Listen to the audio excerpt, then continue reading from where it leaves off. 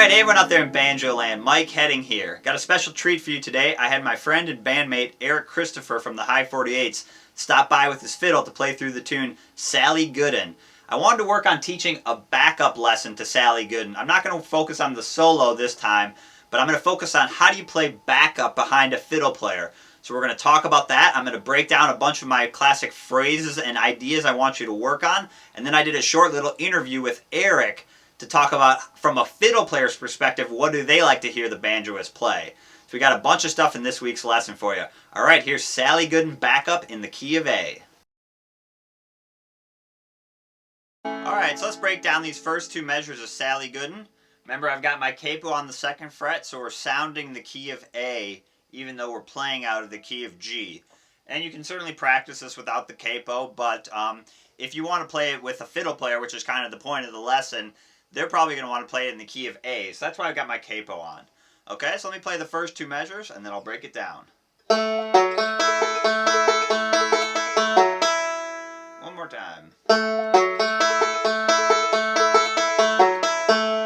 Okay, so we can think of this whole song in 4 measure sections. And we're going to have a phrase 1 and a phrase 2. So that's going to be kind of the call and the response.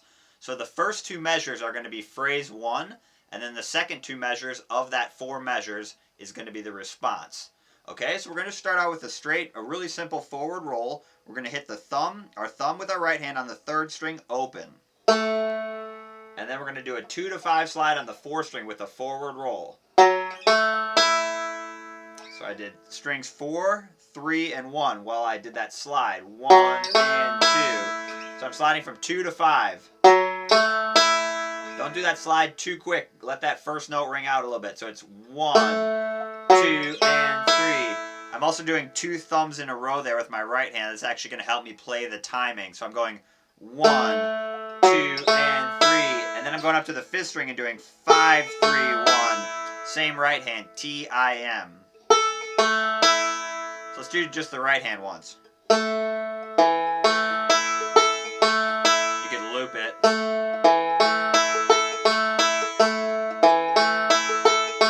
Let's add that slide back in.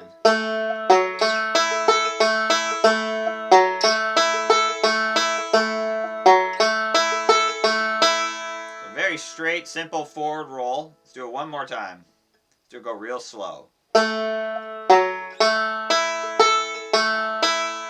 That's a really good one for backup or for leads. You'll see that kind of style of roll all the time. Kind of utilizing that forward roll to give the song forward momentum. Okay? So now here's measure 2. We're actually going to do that same forward roll. 5, 3, 1, all open. Then we're going to hit the 5th string. Then we're going to go backwards. Strings 1, 3. Then we're going to put our 2nd finger of our left hand down on the 2nd fret of the 4th string. And then we're going to hit open 1st string. So we're doing kind of a forward reverse roll there. Another really good fill lick that you'll see all the time. So you can, again, just do the right hand if it's giving you trouble. That's a good right hand one. Your index finger has to get up to the 3rd string. Make sure your index finger, your right hand's getting up to the 3rd string and your thumb's not trying to get down there and play that. Okay, so let's put measures 1 and 2 together. So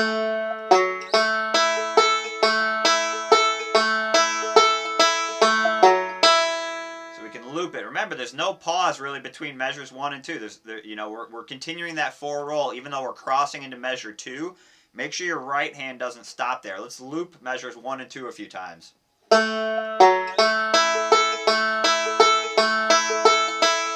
Starts over.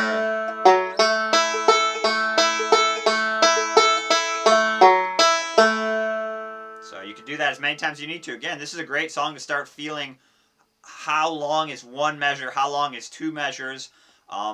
A song like this that the fiddle player might play through it 6 or 7 times, feeling the timing becomes more important because it's going to be hard to memorize a complete tab of you know, 100 measures of music. You know, that becomes more difficult, especially if you know a lot of fiddle tunes. I mean, can you remember all those tunes and 100 measures of tab for each one? So it's really important to start feeling how long that time is.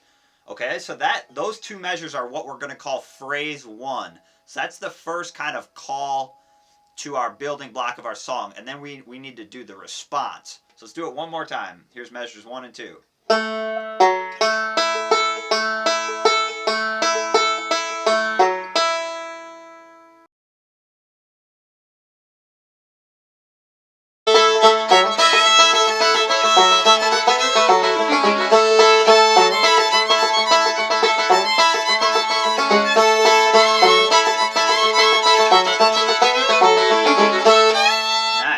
So that had a lot of notes in it. So I kept my backup pretty simple. I was just doing basically just a straight roll. Kind of what I call generic backup, where you're not playing a lot of notes and melody, and I'm just trying to lay down that simple foundation like you were talking about. Okay, so now can we try one where you do some longer notes, and I'll add some, maybe a little bit more licks to kind of fill up the space a little bit. I'll start at the A part. Yeah.